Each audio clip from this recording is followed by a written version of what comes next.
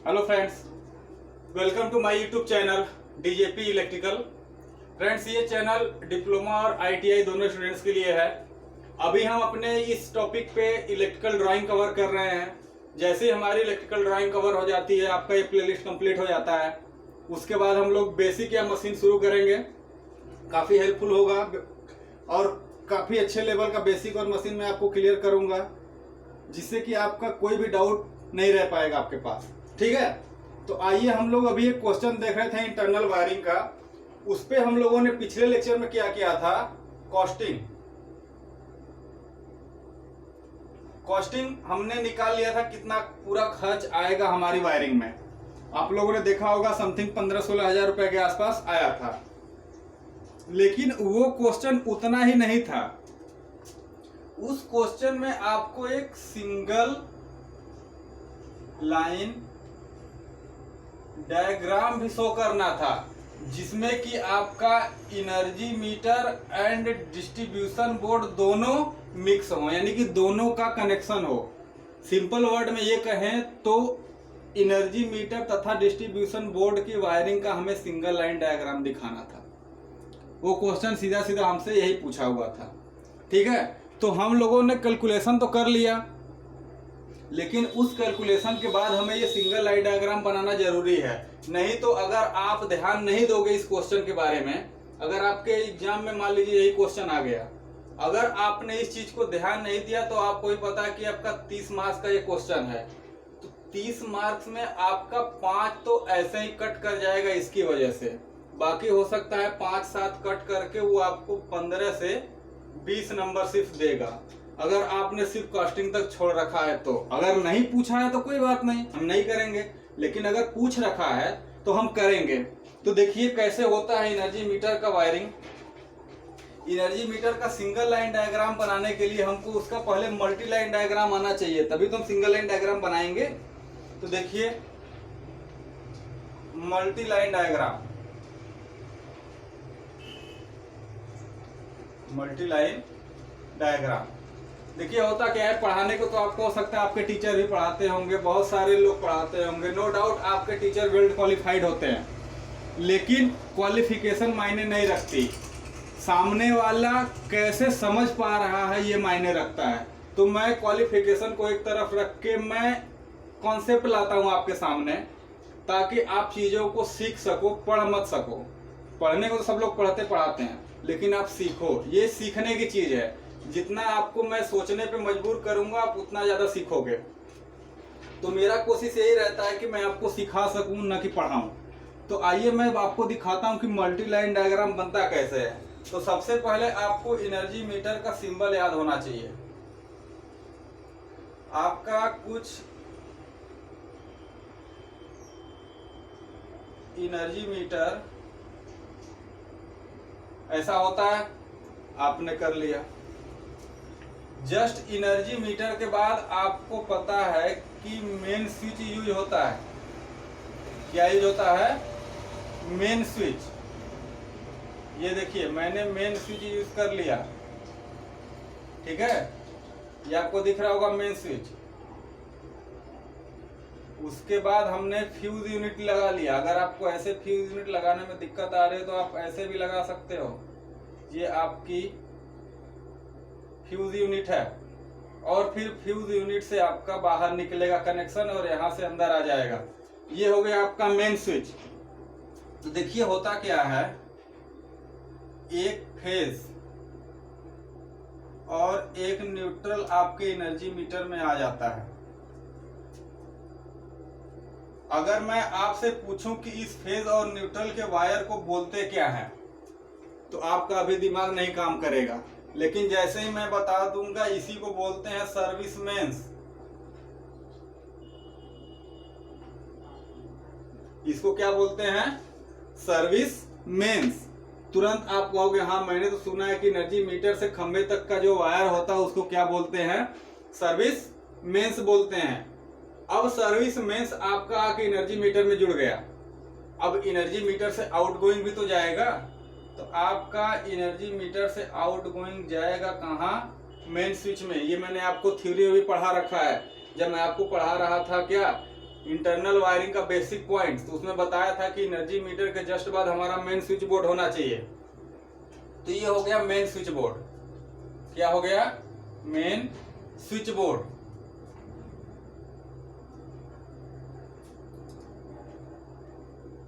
Main switch हो गया आपका।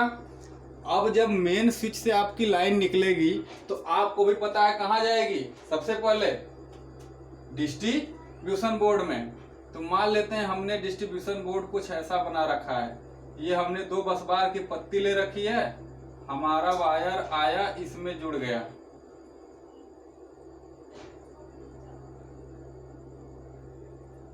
ये आपका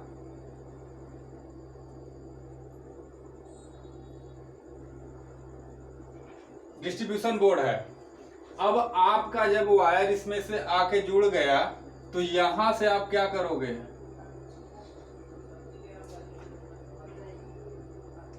चलिए फ्यूज यूनिट आपको हम बाहर निकाल के, अब देखिए होगा क्या। हम यहां से फेज न्यूट्रल इसको माने तो क्या कहते हैं कि हम इसको मान लेते हैं फेज और इसको मान लेते हैं न्यूट्रल। तो ये चला गया फेज, ये चला गया न्यूट्रल। तो जैसे ही हमारा फेज जाएगा ये सर्किट 1 हो गई। अब ऐसे तो आप सर्किट निकालते हैं स्विच बोर्ड से और डिस्ट्रीब्यूशन बोर्ड से। आपने एक फेज को फ्यूज यूनिट के साथ, दूसरा फेज को और दूसरे न्यूट्रल को आप डायरेक्ट ले गए, आपने कहा ये सर्किट 1 है, ऐसे चली गई। सेम आपकी सर्किट जाएगी कुछ ऐसे, आप कहोगे ये सर्किट 2 जा रही है, फिर एक और सर्किट जाएगी आपकी, इसको आप कहोगे ये सर्किट 3 है। ऐसे ही आपकी सर्किट n जा सकती है। जितना बड़ा आपका बस बार होगा, जितना ज्यादा पॉइंट निकालना चाह रहे हो उतना ज्यादा आप ले जाओगे। तो ये रहा आपका मल्टी लाइन डायग्राम। बताइए इसमें कोई आपको दिक्कत तो नहीं आनी चाहिए। सिंपल सा है, फेज न्यूट्रल है, एनर्जी मीटर को दिए, यहाँ से फेज न्यूट्रल निकाला हमने, मेन स्विच को दे दिया, मेन स्विच से हम डिस्ट्रीब्यूशन बोर्ड में ले आए, डिस्ट्रीब्यूशन बोर्ड में आने के बाद अलग से हमने एक एक सर्किट निकालना शुरू कर दिया। अब जब ये काम आपका बन गया तब आप कहोगे यस, अब हम इसका सिंगल लाइन डायग्राम बना सकते हैं। बना सकते हैं बिल्कुल। आप कहोगे ये रहा मेरा एनर्जी मीटर, यही तो है। यहां पे एक वायर आया, निकल गया, कहां गया, मेन स्विच में चला गया, मेन स्विच से निकला डिस्ट्रीब्यूशन में चला गया। अब आप कहोगे यहां से सर्किट 1 निकल रही है, सर्किट 2 निकल रही है, सर्किट 3, दैट्स n नंबर तक जा सकती है सर्किट। ये तो हमें 2-3 दिखा के काम खत्म कर देना है। ये रहा आपका सिंगल लाइन डायग्राम। बस इसी का सिंगल लाइन आपने बना दिया। आप कह दोगे यहाँ पे 2 वायर, यहाँ पे 2 वायर, यहाँ पे 2 वायर, यहाँ पे 2 वायर, यहाँ पे 2 वायर। बताइए कोई दिक्कत आपको अगर सिंगल लाइन डायग्राम बनाने में हो तो हमें बताइए। तो आपको ये बनाना पड़ेगा आपको उस क्वेश्चन के बाद लास्ट में। ये भी काम कहाँ पे करोगे आप? ड्राइंग शीट पे ही। ठीक है, चलिए इतना कुछ जब आपने कर लिया तो आपका वो तो क्वेश्चन हो गया कंप्लीट। अब देखिए, अब मेरे साथ क्या होना है, या तो मैं आपको एक और क्वेश्चन ऐसा ही उठाऊं, क्या करूं, सेम ऐसा ही क्वेश्चन उठाऊंगा, क्योंकि ये जो मैंने आपको दे रखा था क्वेश्चन, ये भी 2 BHK का ही क्वेश्चन था। उसमें देखिए आपको 2 बेडरूम होगा, एक किचन होगा, एक टॉयलेट वॉशरूम होगा, बरामदा होगा। ये टोटली 2 BHK का क्वेश्चन था। बस क्वेश्चन में एग्जामिनर करता क्या है, आपको घुमाने के लिए लेआउट न बना के आपको क्या दे देता है, 2 BHK दे देता है। अगर क्वेश्चन आपको लेआउट न देके 2 BHK अगर कह दिया तो आप हो जाते हो परेशान, बोलते हो हमने 2 BHK के लिए तो पढ़ा ही नहीं, सर ने हमें तो बड़ा अच्छा खासा लेआउट दे दिया था, पॉइंट दे दिया था, हमने वहां से काम कर लिया, हमको कोई दिक्कत नहीं आया। लेकिन जैसे ही एग्जाम में 2 BHK आ गया हमारा माथा फेल। अब हम करें तो क्या करें? तो इस चीज से बचने के लिए पहले मैं आपको क्लियर कर दूं कि जो पिछला लेआउट था वो भी 2 BHK का था। तो अब मेरे सामने क्या चैलेंज है कि मैं आपको सेम 2 BHK का एक और क्वेश्चन रिपीट कराऊं या फिर मैं आगे बढ़ूं। आगे बढ़ने का इन द सेंस है कि नेक्स्ट हमारा आप मिलेगा आपको पावर वायरिंग। इसमें क्या करोगे आप? इस पावर वायरिंग में आप मोटर को कैसे वायरिंग करते हो। अभी तक तो आपने लाइट फैन को देख लिया। अगर आपको इंडस्ट्रीज वगैरह में मोटर लगाना पड़ जाए या और चीज ट्रांसफार्मर लगाना पड़ जाए, अल्टरनेटर लगाना पड़ जाए, तो आप कैसे लगाओगे, ये आपके सामने चैलेंज आ जाएगा। तो मेरी कोशिश ये है कि मैं एक क्वेश्चन में और 4-5 लेक्चर बर्बाद करने से अच्छा है मैं पावर वायरिंग शुरू करूं। और उस पावर वायरिंग में आपको पावर वायरिंग तो करनी ही करनी है, नो डाउट, लेकिन उस पावर वायरिंग को फिर से मिक्स हम किस में करेंगे? लाइट एंड फैन में। क्योंकि आपको भी पता है कि अगर कोई भी वर्कशॉप हो उसका कुछ न कुछ डायमेंशन, कुछ न कुछ रूम होगा। हो सकता है इसी में फिर एक चेम्बर और हो, एक चेम्बर और हो, इधर चेम्बर हो, मतलब ये स्टोर के लिए हो, ये मतलब ऑफिस हो, ये अदर चीजें हो सकती है इसमें। तो इसमें भी तो लाइट एंड फैन चाहिए। तो हम सिर्फ पावर वायरिंग तो करेंगे नहीं। हो सकता है क्वेश्चन में आपको सिर्फ पावर वायरिंग करने के लिए कहे, या फिर अगर क्वेश्चन को वो अल्टीमेट लेवल का बनाना चाह रहा हो, आपको फंसाना चाह रहा हो, तो उसमें पावर वायरिंग और लाइट एंड फैन दोनों वायरिंग मिक्स करके आपको 30 नंबर में दे दे। आप तो गए फंस। क्योंकि पैटर्न आजकल चेंज हो गया है, आपको भी पता है, क्वेश्चन किसी भी तरीके से पूछा जा सकता है। तो इस चीज को मैंने ध्यान में रख के सोचा कि आपको एक और क्वेश्चन में बोर करने से अच्छा है मैं पावर वायरिंग शुरू करूं। और पावर वायरिंग में आपको पहले 1-2 पावर वायरिंग का मेथड सिखाऊं। जैसे मैंने बेसिक आपको सिखाया था ना, 2 क्वेश्चन मैंने कराया था आपका बेसिक एकदम, वैसे ही मैं आपको 1-2 क्वेश्चन पहले पावर का बेसिक कराऊंगा। उसके बाद फिर वही लाइट एंड फैन और सब कुछ एक में मिक्स कर दूंगा। अब फिर हम लोग उसको करेंगे तो हमारा पावर भी रिपीट होगा, उसी में light and fan again repeat होगा। हम सारा काम एज इट इज ऐसा ही करेंगे। तो हम यहाँ पे टाइम वेस्ट करने से अच्छा है कि आगे चलते हैं, वहाँ पे करते हैं। ठीक है? अगर कोई दिक्कत हो तो आप मुझे तुरंत कमेंट में बताइए कि नहीं सर ये दिक्कत हमें आ रही है। ठीक है? नहीं तो टेलीग्राम पे भी आप मैसेज छोड़ सकते हो, मैं उसको रिप्लाई दे दूंगा आप। चलिए, लेकिन हमको नया चैप्टर शुरू करने से पहले हमारा एक पॉइंट होता है क्वेश्चन का, कि हम क्वेश्चन किस टाइप का इसमें करें। बनती कि नहीं बात? हम लोगों ने 2 चैप्टर कवर किया अभी तक, देखा हमने लास्ट में उसका इंपॉर्टेंट क्वेश्चन आपको करा दिया था, तो इसमें भी आपको कराना पड़ेगा। ठीक है? तो चलिए मैं आपको क्वेश्चन देता हूं, आप उस क्वेश्चन पे काम करते रहिए और हमारे साथ आगे चलते रहिए लेक्चर में। ठीक है? तो पहला क्वेश्चन इससे ये बनता है, जो मैंने आपको 5 नंबर का बताया था, इलेक्ट्रिकल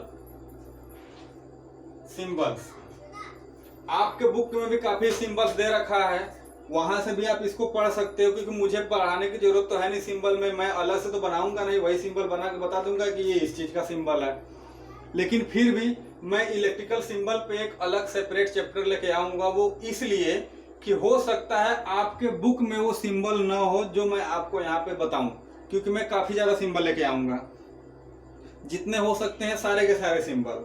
तो मे भी आपको बुक में न मिला हो, तो हम इस पे एक अलग से सेपरेट लेक्चर रखेंगे, मैं वो लेक्चर डाल दूंगा इलेक्ट्रिकल सिंबल के नाम से, वो हो जाएगा। दूसरा क्वेश्चन ये बनता है इसमें कि लिखिए दूसरा,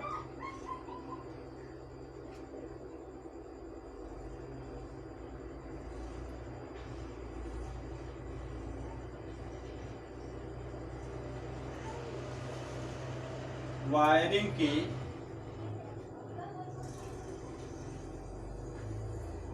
की विधियों का वर्णन कीजिए। मैंने आपको कई सारे मेथड बताए थे वायरिंग के। एक तो मैंने ये मेथड पूछा है, एक आपका बन सकता था प्रकार का भी, तो आप ये दोनों करिए। चलिए, ये हो गया ए, ये हो गया बी। हो सकता है आपके क्वेश्चन में कोई भी उठ के आ जाए पेपर में क्वेश्चन, वायरिंग की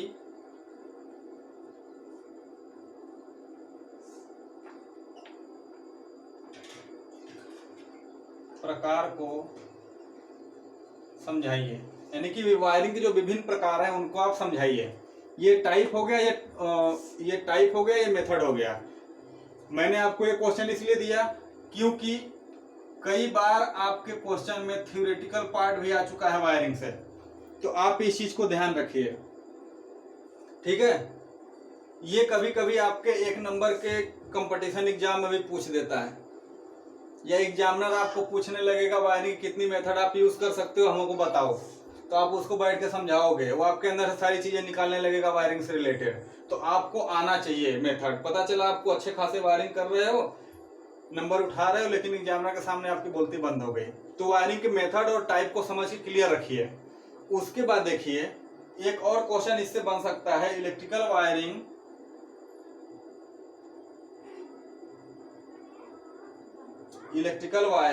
से संबंधित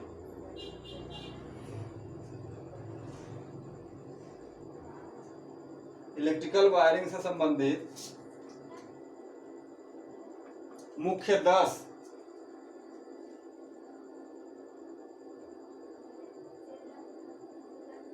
नियमों को लिखिए। देखिए मैंने आपको 15-16 के आसपास लिखवाया है, उनमें से आपको ये हो सकता है कि कोई 10 पॉइंट आपको पूछ दे। अभी तक हालांकि शायद ये पूछा नहीं गया है, या फिर पूछा गया होगा, मुझे दिमाग में नहीं आ रहा है, लेकिन ये भी एक इम्पॉर्टेंट क्वेश्चन बनता है। क्यों? क्योंकि अगर आप 10-15 नियम याद रखोगे ना, तो आप किसी भी इलेक्ट्रिकल से संबंधित एग्जाम में बैठ जाओ आगे कंपटीशन के, आपको 1-2 क्वेश्चन तो मिलना ही मिलना है इससे। चाहे वो स्विच बोर्ड की हाइट से हो सकता है, चाहे लोड से हो सकता है, कितना मैक्सिमम लोड कनेक्ट कर सकते हैं, या फिर कितना मैक्सिमम पॉइंट ले सकते हैं। इस चीज से रिगार्डिंग जरूर 1-2 क्वेश्चन आपको हर एक कंपटीशन में मिल जाएगा।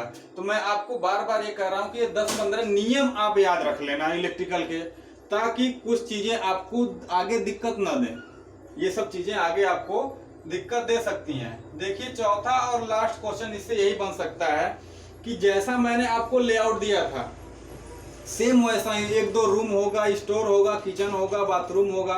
घर में इससे ज्यादा तो होना नहीं है। आपको भी पता है कि हाउस वायरिंग पढ़ रहे हैं, तो हाउस में क्या हो सकता है, 1-2-3 रूम हो सकते हैं, बरामदा हो सकता है, गलियारा हो सकता है, उसके बाद क्या हो सकता है, वॉशरूम होगा, किचन होगा, स्टोर होगा, यही सब होगा ना। तो मैंने आपको पूरा मैंने पहले ही कहा था कि मैं आपको एक अल्टीमेट लेवल का डायग्राम में बना के क्वेश्चन करा रहा हूँ, इससे बाहर कुछ नहीं आने वाला। सिर्फ होगा क्या, रूम का जगह बदल देगा, स्टोर का जगह बदल देगा, बाकी रूम घर तो ऐसा ही बनाएगा ना आदमी, तो उससे बाहर कुछ नहीं आने वाला। तो आप सिर्फ एक क्वेश्चन को अच्छे से कर जाओ विथ पावर, क्योंकि क्वेश्चन जब फंसाता है, घुमाता है, तो उसमें पावर वायरिंग दे के फंसा देता है। मैंने आपको 4 सॉकेट लिया था, हो सकता है 2 सॉकेट दे के 2 कहीं एसी दे दे, 1 हीटर दे दे किचन में, तो बस इतना ही चेंजेस आएगा, कुछ खास चेंजेस नहीं आएगा। तो मैं आपको लेआउट पे आधारित क्वेश्चन न देके मैं आपको लिख दे रहा हूं 2 BHK आवास का लेआउट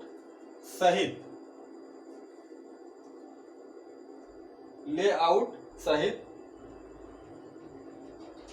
आगणन व मूल्यांकन करें। अब आप कहोगे सर 2 BHK का हमारे पास तो लेआउट है ही नहीं, तो चलिए मैं आपको एक लेआउट बना के दे रहा हूं। अगर आप इसको 2 BHK समझ के करोगे तो भी अच्छी बात है, नहीं तो एक क्वेश्चन समझ के करोगे तो भी अच्छी बात है। आपको एक और क्वेश्चन अपने से प्रैक्टिस करनी है। अगर नहीं समझ में आया क्वेश्चन, दिक्कत हुआ, तो आप तुरंत कमेंट में बताना। मैं जैसे ही पावर वायरिंग खत्म होगा फिर से इस क्वेश्चन को करा दूंगा। नो डाउट 2-4 लेक्चर जाएगा। अब थोड़ा सा मैंने आपको चीजें सिखा रखा है, तो अब जो ये 5 लेक्चर में खत्म होना था, अब चीजें 3 लेक्चर में खत्म हो, क्योंकि अब हम फास्ट चलेंगे, ठीक है। तो चलिए मैं आपको एक प्लान दे रहा हूं। क्या है ये, जो कि 2 BHK का ही होगा। आप इस प्लान से और जो मैंने पिछले क्वेश्चन में प्लान दिया था, आप मैच कराइएगा क्या चेंज आया है, ठीक है। ये मैं आपके सामने एक प्लान खींच रहा हूं।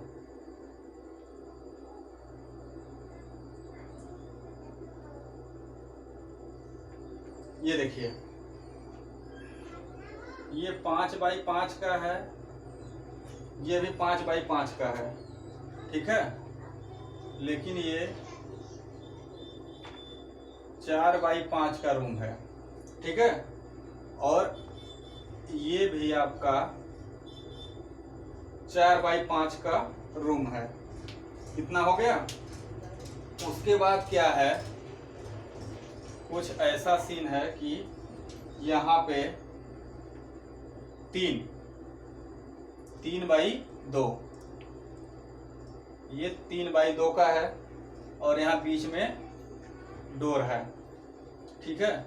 ये खुलेगा, टोटली बीच में डोर होगा, क्योंकि 5x5 है तो मैंने बीच में लगभग डोर दे दिया, ठीक है। बीच में डोर है। यहीं पे 3x2 का जो एक कमरा था, वहीं पे इसने क्या किया है,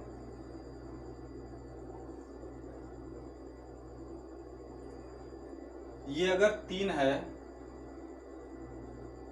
ये 5 है, तो 2.5 से नीचे 2 होगा। ये आपका रूम है 1.5x2, ये भी 1.5x2, ये दोनों रूम हैं। एक यहाँ पे भी डोर है और एक यहाँ पे भी डोर है, ठीक है। ये डोर जब बाहर निकलेगा तो ये आपका बिना दीवार का है, सॉरी दीवार है इसमें, ये डोर है, लेकिन ये खुला जगह है। ये क्या है? खुला जगह है। देखिए ये कुछ आपके पास लेआउट है, इसमें ये आपका बरामदा है, ये बरामदा है। बरामदे से एक डोर यहाँ है, एक डोर यहाँ है और वहीं एक डोर यहाँ पे भी है। तीनों में डोर हो गया, ठीक है। ये आपका ड्राइंग रूम है, ये आपका ड्राइंग रूम है। ये आपका रूम 2 है, ये आपका रूम 1 है। ये आपका किचन है, ठीक है। और ये आपका टॉयलेट है, ये आपका वॉशरूम है। इस वॉशरूम में भी आपको यहाँ विंडो मिलेगा, इस वॉशरूम में भी आपको यहाँ विंडो मिलेगा, यहाँ भी विंडो मिलेगा, यहाँ भी विंडो मिलेगा। बरामदे में तो विंडो मिलेगा नहीं, एक यहाँ भी विंडो मिलेगा, ठीक है। इतना कुछ आपको दिया गया है, ठीक है। यहाँ डोर हो गया, यहाँ डोर हो गया, यहाँ से एंट्री हो गई, इधर हो गई, ठीक है। लेकिन यहाँ से एंट्री पॉइंट तो कोई बना नहीं।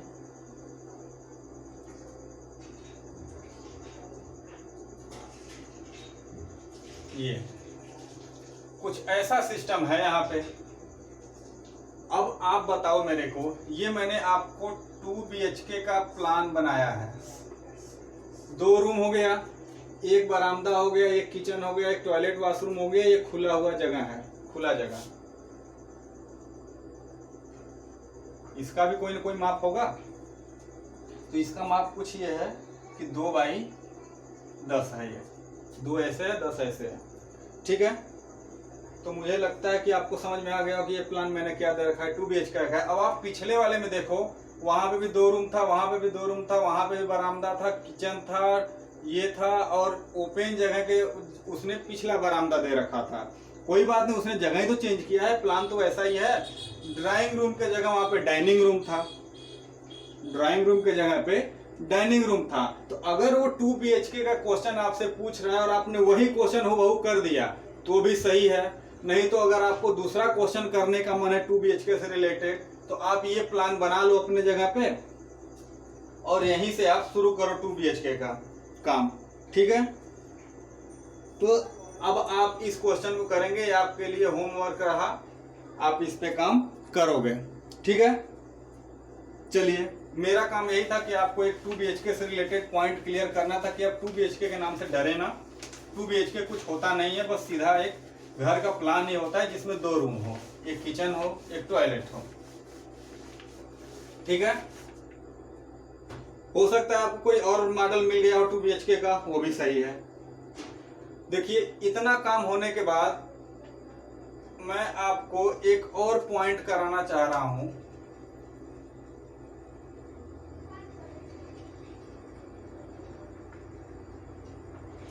टू वे स्विच आपने सुना होगा, मैंने आपको दिखाया था कि कुछ ऐसा चीज होता है, वो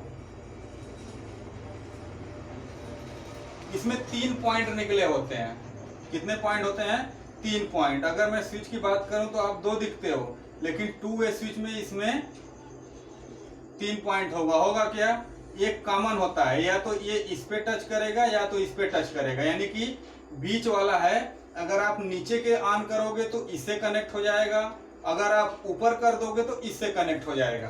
तो सेम चीज वही है, अगर ये देखोगे तो एक बार इधर कनेक्ट होगा, एक बार इधर कनेक्ट होगा, एक इसमें कॉमन होता है। ये होता है आपका 2 वे स्विच। अब देखिए 2 वे स्विच यूज कहाँ करते हैं, तो आपके पास कभी कभी एक सीढ़ी की वायरिंग आती है। किसकी? सीढ़ियों की वायरिंग। अब देखिए सीढ़ियों की वायरिंग में होता क्या है,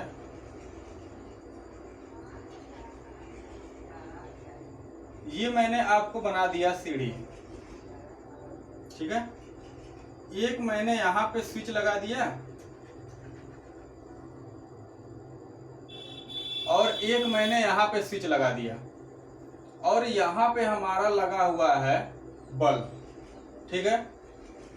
एक हमने बल्ब लगा दिया। अब केस ये बनता है कि अगर बंदा यहां से आना शुरू हुआ तो अगर लाइट ऑन है तब तो अच्छी बात है, लेकिन जैसे ही यहां से वो चला गया इधर जाने लगे, वो इस स्विच से लाइट ऑफ करके जाए, क्योंकि जब कोई आ जा नहीं रहा है तो लाइट फालतू में जलेगी, बिजली बर्बाद होगा, तो ये स्विच ऑफ हो जाए। लेकिन जब वो चला गया तो कोई जरूरी नहीं है कि वो आएगा तो यहां से स्विच ऑन करेगा फिर वापस आएगा तो बल्ब जल जाएगा, यानी कि वो आएगा फिर इसको ऑन करेगा फिर बल्ब जलेगा, नीचे आएगा फिर यहां से ऑफ करके चला जाएगा। नहीं, एक बंदा यहां से आया, इसको ऑन किया, ये जल गया, यहां से ऑफ किया, वो चला गया। लेकिन दूसरे टाइम में फिर कोई बंदा इधर से आए तो भी, इधर से आए तो भी, वो यहां से ऑन करे तो जल जाए या यहां से ऑन करे तो जल जाए। सीधे शब्दों में ये कहें तो एक तरफ से आप आओगे या कोई आएगा तो जलाएगा, जाते टाइम बंद कर देगा, चाहे वो इधर से हो चाहे इधर से हो। तो ऐसी जगह पे हम 2 वे स्विच का यूज करते हैं। क्यों? क्योंकि अगर यहाँ सिंगल वे स्विच होगा, आपने यहाँ से ऑन कर दिया तो आप वापस तो बंद करने आओगे नहीं। कि आप आओगे? नहीं आओगे। तो आपके सामने चैलेंज आता है कि आप इसको कैसे करोगे। तो ये कभी कभी सीढ़ी की वायरिंग आपसे 5 नंबर 10 नंबर में पूछ लेता है। तो आइए हम दिखाते हैं कैसे होगा। तो देखिए मैंने क्या किया, चल जो भाई, ये हमने स्विच 1 यहां ले लिया नीचे और स्विच 2 नीचे ले लिया, और बीच में हमने ले लिया लाइट, ठीक है। अब देखिए होगा क्या, हम अभी सिर्फ फेस की बात कर रहे हैं, न्यूट्रल की नहीं। हम किसकी बात कर रहे हैं? फेस की। न्यूट्रल तो हमारा डायरेक्ट चला जाएगा। देखिए होगा क्या, यहां से आपका फेज आया कुछ इस तरीके से, आपने इसमें ऐड कर दिया। ये आपका अरेंजमेंट कुछ ऐसा है। ये एक बार इसमें टच करेगा, एक बार इसमें टच करेगा। यहाँ पे भी वो अरेंजमेंट ऐसा है कि एक बार इसमें टच करेगा, एक बार इसमें टच करेगा। साफ दिख रहा होगा आप लोगों को, ये अरेंजमेंट है। अब करना क्या है, हमें यहां से कनेक्शन निकालेंगे, सीधा ये 2 पॉइंट से कनेक्शन निकालेंगे। अगर इसमें टच करेगा तो यहां से सप्लाई जाएगी। ये कुछ आपका, मेरा चूंकि अब हाथ फ्री है तो मैं स्केल से नहीं बराबर खींच पा रहा हूं, लेकिन आप बराबर खींचिएगा। आने को सप्लाई आपकी यहां आ गई, लेकिन यहां से दोनों तरफ से जा रही है। चाहे इसमें टच करेगा तो इसमें से जाएगी, इसमें टच करेगा तो इसमें से जाएगी। ये सप्लाई डायरेक्ट बल्ब में नहीं जाएगी। ये कहाँ जाएगी सप्लाई? ये जाएगी दूसरे वाले स्विच में। कहाँ पे? जो दोनों फ्री पॉइंट है, ये तो कॉमन पॉइंट है ना, यहाँ पे भी कॉमन पॉइंट है ये, तो आपकी मेन सप्लाई कॉमन पॉइंट में आएगी, लेकिन जो दो अलग पॉइंट है उससे निकलेगी और ये फिर से वहीं चली जाएगी। कहाँ? जो आपके अलग अलग पॉइंट हैं। देखिए थोड़ा मेरा गैप ज्यादा बन रहा है क्योंकि मुझे आप लोगों को समझाना है, इसलिए ये कुछ ऐसा अरेंजमेंट हो गया। यहां से दोनों अलग पॉइंट से निकला, दोनों अलग पॉइंट में जुड़ गया, लेकिन अब जो कॉमन पॉइंट से वायर निकलेगा यहाँ पे आया हुआ है, देखिए क्यों? क्योंकि यहां से ऐसे हो रहा है। अब ये जो पॉइंट निकलेगा वो आपका जाएगा बल्ब में, यानी कि एक फेज जो आया कॉमन में आया, फिर दोनों अलग पॉइंट से निकल के दोनों अलग पॉइंट पे चला गया, लेकिन जो कॉमन वाला था वो अगेन कॉमन वाला आके किससे जुड़ गया? लाइट पॉइंट से। अब हमारा न्यूट्रल चलेगा, यहाँ से सबको पास करते हुए जाएगा और यहाँ पे जुड़ जाएगा। क्योंकि स्विच बोर्ड में न्यूट्रल आने की जरूरत है नहीं, तो यहाँ से न्यूट्रल चला गया कॉमन। ये होता है वायरिंग। अब ये वर्क कैसे करेगा देखिए। अब एक कंडीशन आप ये मानो कि इस समय आपका बल्ब क्या है? ऑफ है, ठीक है, ये कोई स्विच नहीं लगी है इसमें, ये सिर्फ क्या है? ओपन है। कोई बंदा इधर से आया, वो बटन दबाया, मान लेते वो इधर आके बटन टच कर गया, हो सकता है इधर भी कर जाए, लेकिन हम केस मान के चल रहे हैं कि इधर टच कर गया, ठीक है। अब जब यहां से टच कर गया तो ये सप्लाई जाएगी कहाँ? भैया आप मिटा दो, तब आपको समझ में आएगा। ये सप्लाई जैसे ही आपने इसको टच किया, ये फेज आपका इसमें गया और यहाँ से सप्लाई चलनी शुरू हुई, कहाँ गई? ऐसे कुछ जाके यहाँ चला गया, ठीक है। उस कंडीशन में हम मान के चल रहे हैं कि आपका स्विच यहाँ सटा होगा। देखिए अगर यहाँ सटा होगा तब जाके ये सप्लाई इसमें आएगी, फिर ये सप्लाई कहाँ चला जाएगा? यहाँ, और ये सप्लाई कहाँ चला जाएगा? बल्ब को, बल्ब जल जाएगा। ऐसा हुआ। अगर आपके दिमाग में ये आ रहा हो कि सर आप इधर ही क्यों माने, इधर भी तो हो सकती थी सप्लाई, तो अब आप देखिए, अगर ये स्विच इधर टच होता पहले से ही, बंदा इधर से आ रहा है, तो वो इस कंडीशन में रहा होगा, तभी तो इसको इधर किया ऑन करने के लिए। अगर ये इसी कंडीशन में होता तो यहाँ से देखिए क्या कनेक्शन बनता? इसमें बनता, और ये ऑलरेडी बल्ब जल रहा होता उस टाइम। जब बल्ब ऑफ है इसका मतलब कि ये स्विच बोर्ड यहाँ पे, एक स्विच यहाँ पे कनेक्ट था और ये स्विच यहाँ पे कनेक्ट था, ठीक है। अब देखिए ये आपने ऐसे ही कनेक्ट छोड़ दिया। क्या किया आपने? ऐसे ही कनेक्ट छोड़ दिया, बल्ब जल रहा है, आप यहाँ गए, आप यहाँ गए। और जब आप यहाँ गए तो आपने इसको बंद करना चाहा तो ये ऐसे होके बंद हो गया। अब देखिए कैसे बंद हो गया। आपका फेज यहाँ आया, फेज यहाँ से बाहर निकला, यहाँ गया, यहाँ गया। अब देखिए आपका स्विच ओपन हो गया कि नहीं हो गया? बल्ब आपका बंद, आप चले गए। अब कोई बंदा कहीं से आ गया, मान लेते फिर से यहीं आ गया वो बंदा, एक और बंदा इधर से ही आ गया, वो क्या करेगा? देखेगा बल्ब ऑफ है। क्यों? क्योंकि ये स्विच इधर टच है, ये स्विच इधर टच है। अब आपको पता है सर्किट कंप्लीट होना है, लेकिन यहाँ से सर्किट कंप्लीट ही नहीं हो रही है। तो अब इस सर्किट को कंप्लीट करने के लिए उसको दिखा ऑफ है, वो खट से क्या करेगा? स्विच को ऑन करने के लिए दबा देगा स्विच को। जैसे ही स्विच को इसने इधर दबाया, अब देखिए सर्किट कुछ यहाँ से कंप्लीट होना शुरू होगी, ये सर्किट यहाँ जाएगी और इसमें आएगी। अब आप देखिए ऑलरेडी यहाँ पे टच है कि नहीं है, ये तुरंत सप्लाई किसको देगा? बल्ब को देगा, बल्ब ऑन हो गया। अब वो बंदा यहाँ आया, यहाँ आके उसको कहा बंद करना है स्विच बोर्ड, उसने क्या किया? बंद कर दिया और वो चला गया। अब देखिए फिर से सर्किट ओपन हो गया। क्यों? क्योंकि आपका फेज यहाँ पे जुड़ा हुआ है और ये इधर जुड़ा हुआ है। आपका सर्किट ओपन, बल्ब फिर से ऑफ हो गया। अब देखिए क्या करेंगे।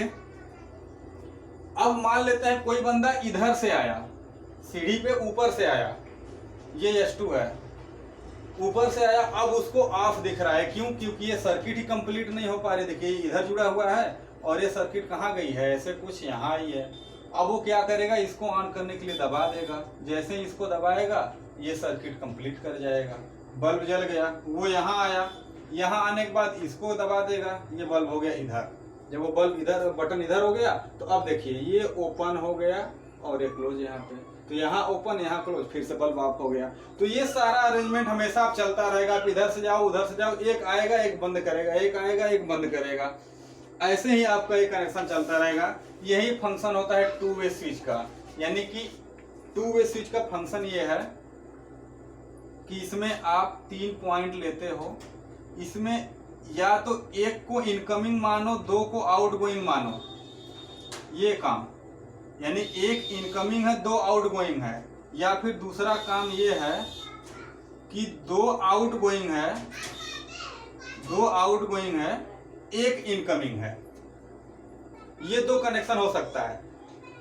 होगा क्या, अगर आपने फेज यहाँ दे दिया, अगर यहाँ ये टच किया तो इधर से आउटपुट देगा, यहाँ टच किया तो यहाँ से आउटपुट देगा। लेकिन इन केस ओ हमने उल्टा कर दिया इसको, ये 2 इनकमिंग है और एक आउटगोइंग है। अब देखिए ये कैसे वर्क करेगा, अगर ये टच इधर हुआ तो इधर का फेज आउटगोइंग में जाएगा, अगर ये ऑफ होके इधर टच हुआ तो इधर का फेज आउटगोइंग में जाएगा। तो ये होता है टू वे स्विच का वर्क। तो बेसिकली टू वे स्विच में बंदे काफी परेशान रहते हैं, तो हमने ये काम कर दिया आपके लिए। किसका वायरिंग, सीढ़ियों के लिए। तो आप यहाँ से बड़े आराम से सीढ़ी की वायरिंग कर सकते हो, ठीक है।